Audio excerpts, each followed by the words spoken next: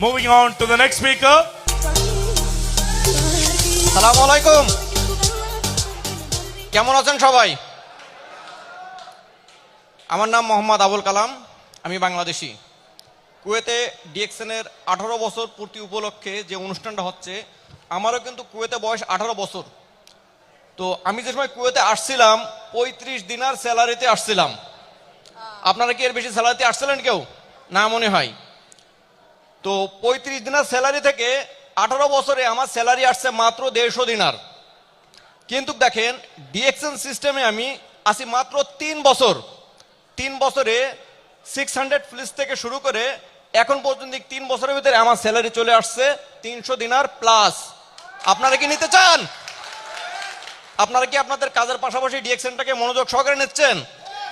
আপনারা কি 3 বছরের ভিতরে আপনাদের স্যালারি 3 ডবল করতে চান?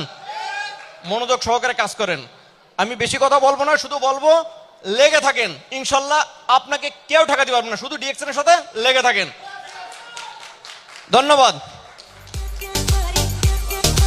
Thank you.